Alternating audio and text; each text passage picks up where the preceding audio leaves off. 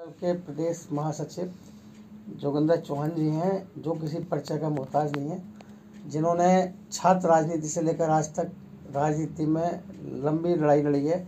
वो आज स्वागत है। और आप बताइए कि क्या स्थिति है करनाल में। करनाल में छोड़ो, पूरे हरियाणा के अंदर एक तरफा चुनाव है। कांग्रेस का मोल है, कांग्रेस की सरकार आएगी। कारण ये है कि जनता दुखी हो गई है।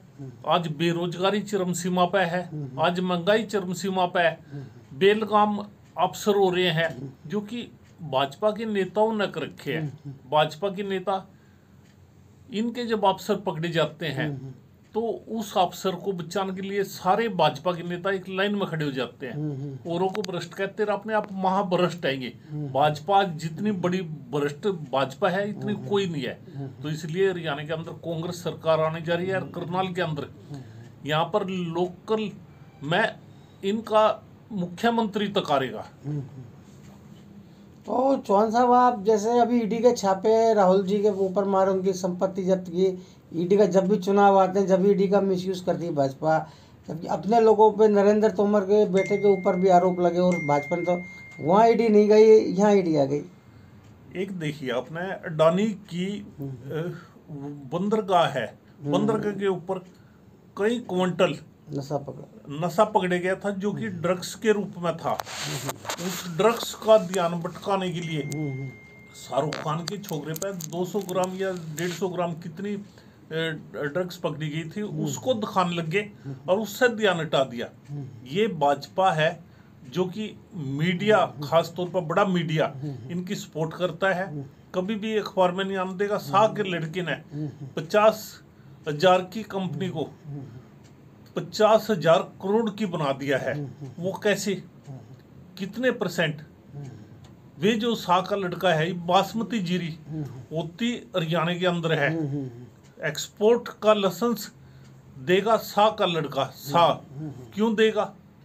क्योंकि उसको एक कोऑपरेटिव सोसाइटी बनाकर उनको इंचार्ज बना दिया गया है। ये एक लूट ही तो है। अडानी अंबानी के जरिए लूटते थे, शाह के और शाह के लड़के के जरिए लूटते हैं। इन्होंने देश को तबाह कर दिया है, सिर्फ लूट के लिए चल रहे हैं। इन्होंने देश से कुछ नहीं लेना देना।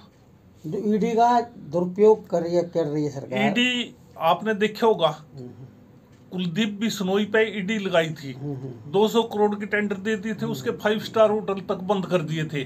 जिस समय उसने भाजपा ज्वाइन कर ली, वे ईडी भी खत्म होगी और उसके सारे होटल भी खुल गए। ये तो दूध में दुहे हो जाए जो भाजपा कांग्रेस छोड़कर भाजपा ज्वाइन कर लिया है। ये ईडी का प्रेशर इसलिए पाते हैं, इसलिए उसके काम धंधे ठप करते हैं। ईडी के जरिए, सीबीआई के जरिए इन्होंने जो उस पर इतना प्रेशर दे देते हैं, व्यापारिक तौर पर इतना तोड़ देते हैं कि वो मजबूर होकर भाजपा ज्वाइन कर ले। और यही इनकी देन है। चौहान साहब, आप पे भी दबाव बनाया इन लोगों ने, सरकार ने। जब राहुल गांधी जी को आपने यहाँ रोका, राहुल गांधी जी आपके यहाँ रहे, तो फिर आप पे भी दबाव बना, राजनीतिक प्रतिशोध आपके से। मेरे सामने ये 10 महीने से द्वार कर रखी है। मेरे पंप पे काम बिल्कुल ठप हो गया है। जबकि किसी भी पंप पे, जीटी रोड पे जो पंप है, सीधे रास्ते होते हैं, हमारे रास्ते बंद कर दिए। प्रेशर यही था भाई, ये डरदा व्यापार जब खत्म होएगा तो ये भाजपा ज्वाइन कर ले। पर हम नहीं करते, हम खानदानी आदमी हैं, हमारी पुश्तैनी जमीन है ये, जिसके ऊपर जब ऐसा कि मैं, जब पंप नहीं था मेरा, जब रोटी नहीं खाते थे हम भाई कांग्रेसी हैं, कांग्रेसी रहेंगे और कांग्रेस के साथ ही हमने चलना है। हम ऐसे प्रेशर से नहीं डरते। जैसे हुड्डा जी के बारे में मतलब र्यूमर उड़ाई जा रही है कि हुड्डा जी भाजपा में जा सकते हैं, भाजपा कुछ तत्व, कुछ कांग्रेस के विरोधी तत्व कर रहे हैं, तो उसको क्या मानते हैं? ये सिर्फ प्रचार है। हुड्डा जी का इतना बड़ा कद है कि आज हुड्डा जी के नाम पे हरियाणा कांग्रेस सरकार बनाने जा रही है, सिर्फ हुड्डा जी के नाम पर। वो इतना बड़ा ऊंचा कद है कि उसको भ्रमित करने के लिए, उसको उस पर दब्बा लगाने के लिए भाजपा कोशिश करिए। भाजपा की साजिश है बदनाम करने की। नहीं, हुड्डा जी ना तो कभी गए और ना कभी जाएंगे। और हुड्डा जी वे नेता हैं जो कि एक छत्र राज कांग्रेस का हरियाणा के अंदर लेकर आएंगे, लोगों के दिलों में बसते हैं। जब हम गांव-गांव जाते हैं तो लोग खुद कहते हैं हमें हुड्डा जी मुख्यमंत्री के रूप में चाहिए, क्योंकि उनका 10 साल का राज हुड्डा जी का जनता ने देख रखा है। चौहान साहब, जब भी इलेक्शन आते हैं सरसे वाले साहब को बाहर पेट्रोल दे दी जाती, बाहर निकाला जाता है। अब फिर चुनाव आने वाले हैं, उनको बाहर पेट्रोल दे दी गई है। राजस्थान चुनाव को लेकर ये तो देखो इनकी मनमर्जी है, वोटें लेनी इन्होंने, उसके साथ 5 करोड़ जनता है। जनता की वोटें लेने के लिए उसको हर बार काटते हैं, और जनता की जो राजनीति करता है वो ऐसी अच्छे हथकंडे अपनाता है। ये अच्छे हथकंडे है, वास्तव में किसी भी सजा आफ्ता की प्रोल नहीं होया करती ऐसे, ये गलत है। 5 राज्यों के चुनाव होने वाले हैं, उसमें क्या रहने वाला है? 5 राज्यों में कांग्रेस 5 में जीत रही है। सिर्फ हमारी एक में फाइट दिख रही है राजस्थान के अंदर 50-50 पे जो हम चल रहे हैं, बाकी 4 में तो क्लियर हो चुके। 5वें में भी हम सरकार बनाएंगे। 5 में कांग्रेस की सरकार बनने जा रही है। 3 तारीख आ रही है, 3 को आपको लड्डू खवाना आएंगे हम। और लोकसभा चुनाव में 2024 में क्या रहने वाला है? हमें हरियाणा का पता है 10 की 10 सीटें कांग्रेस जीतेगी, और कांग्रेस का कोई मुकाबला नहीं है। अब की बार इनका मोदी भी हरियाणा से आगे चुनाव लड़ने लग जाना, वो भी हार के जाएगा। सोहन साहब, दूसरी बात यह है कि अगर आपको घरोंडे से आपको अवसर दिया गया तो आपकी क्या प्राथमिकता रहेंगी? प्राथमिकता तो सबसे पहले बेरोजगारी के ऊपर लगाम लगाने की होगी, एरिया क्षेत्र का विकास करने के ऊपर होती है। हमारी प्राथमिकता ये है कि जनता के बीच में जाकर पूछे जाए भाई एजुकेशन का क्या सिस्टम है, जो इन्होंने स्कूलों का नाश कराया है।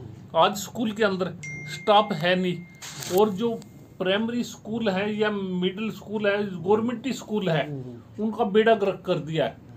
तो वास्तव में इन्होंने एजुकेशन का स्तर गिरा। हम सबसे पहले एजुकेशन पर ध्यान देंगे, हमारी प्राथमिकता एजुकेशन होगी।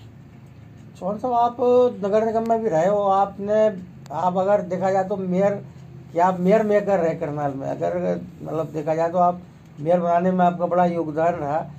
तो क्या नगर निगम और स्मार्ट सिटी को लेकर आप संतुष्ट हैं कि स्मार्ट सिटी को लेकर जो विकास हुआ है, जो नगर निगम को लेकर डेवलपमेंट हो रहा है? लूट के सिवाय कुछ नहीं है नगर निगम आज की डेट में। यदि जितना पैसा आ रहा है उसके अंदर बड़ी मुश्किल तक 20% भी पैसा नहीं लगा रहे, बाकी सारा अफसर और ये मिलकर, जो अधिकारी है, मिलकर आपस में बांट लेते हैं। ऐसा कोई भी अधिकारी नहीं जो साफ सुथरा हो, जो वाज ठास के। इनने गेट बनाया था 2,73,00,000 का, और उसी का ठेकेदार, आपकी प्रेस से ही हमें पता चला था, ठेकेदार ने बयान दिया था कि ये गेट मैं 35 लाख में बना के देता हूँ, जो 2,73,00,000 का, और वो भी चंबी तरह था ठेकेदार कि इतना पैसा मैंने तुमको 35 लाख रुपए दो और ये गेट बना के देता हूँ। यदि उस गेट पे 50 लाख भी लगा देते, हम ये नहीं कहते ये भ्रष्ट है, पर इन्होंने तो इसको कम से कम 5 गुना से भी ऊपर कर दिया खर्चा इसका। तो 10 गुना तक खर्चा ली जावा है, तो इसका मतलब लूट तो है। भाजपा की लूट इतनी ज्यादा है कि ईंटों के ऊपर दोबारा ईंटें लगा दी जावा है। जो कॉलोनियां कच्ची पड़ी है वहां पर काम नहीं करते, और पक्की कॉलोनियों में टैलों के ऊपर टैले लगाई जा रही है। चौहान साहब, अंतिम सवाल ये था कि आप पार्षद भी रहे, और अधिकतर पार्षदों का यहाँ दर्द है कि उनके अफसर सुनते नहीं हैं, उनको दबा के रखा जा रहा है, उनके काम नहीं होते। यहाँ तक कि मेयर का भी ये कहना कई बार कहते हैं कि हमारे काम नहीं होते, मतलब दबाव अफसरों की चल रही है, जनप्रतिनिधियों की नहीं चल रही है, मेयर की, पार्षदों की नहीं चल रही। इसको लेकर क्या मानते हैं? मैं 2013 से लेकर 18 के बीच में नगर निगम 20 नंबर वार्ड से पार्षद रहा हूँ। जी, हमने ये देखा है, अफसर काम करते हैं, सही करते हैं, बिल्कुल सिर्फ काम लेने वाला चाहिए। अफसर को बेलगाम कब होगा? जब खुद भ्रष्ट एमसी हो जाएंगे, नगर निगम के पार्षद भ्रष्ट हो जाएंगे, मेयर भ्रष्ट हो जाएगी, तो जब जाके ये कार्य होता है। आज वे अपनी लूट करने के लिए अफसरों पे इल्जाम लगा रहे हैं। वास्तव में अफसर भ्रष्ट जब ही होता है जब वे उन पर पैसे मांगते हैं। इसका मतलब पार्षद पैसे मांग रहे हैं, पार्षद के साइन के बिना कोई भी टेंडर पास नहीं होता, कोई पेमेंट नहीं होती, तो कैसे हो रही है उनकी पेमेंटें? इसका मतलब तो अफसरों से मिलकर ये खुद खा रहे हैं। पार्षद भ्रष्ट हो रहे हैं आज की डेट में। मुख्यमंत्री को लोग ईमानदार कहते हैं, मुख्यमंत्री ईमानदार है, क्या मुख्यमंत्री को ईमानदार मानते हो आप?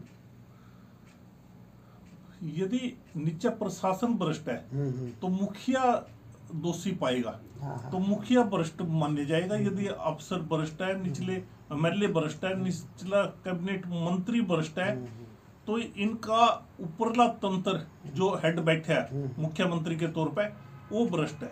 कौन सा अंतिम सवाल संगठन को लेकर था कि संगठन को किन लोगों को जिम्मेदारी देनी चाहिए, किस तरह के लोगों को टिकट में आगे लाना चाहिए, तो आपके हिसाब से आप एक अच्छे कार्यकर्ता है, सीनियर कार्यकर्ता है, तो आप किन पैरामीटरों को मानते हैं जिन पे खरा उतरने पर ही संगठन में रखा जाए और टिकट का मौका दिया जाए? संगठन के अंदर ईमानदारी सबसे पहले देखी जाए और भ्रष्ट आदमी को दूर करे जाए। वास्तव में तो हमारी हाई कमांड 4 सर्वे करवा रही है, 5वां सर्वे भी हो जाएगा चुनाव से पहले। तो सर्वे के हिसाब से यदि टिकटें दी गई तो हम साफ कहते हैं साफ आदमी आएंगे और साफ ही चेहरे आएंगे जो कि भ्रष्ट नहीं होंगे। यही कारण है कि उस पे अमल करे जाए, जो इनकी इंक्वायरी करी जाए, इन पे हर तरह की रिपोर्ट हो, सीआईडी की हो, आईबी की हो, इंटेलिजेंट ब्यूरो की हो, प्रेस की हो, उसके बाद 3 ऑब्जर्वर आते हैं, सारी रिपोर्टें यदि मिला ली जाए और उनमें जो टॉप में है उनको टिकट दे दो, अपने आप साफ प्रशासन आएगा, साफ हमारा तंत्र साफ हो जाएगा। बिल्कुल। बहुत धन्यवाद आपको सर।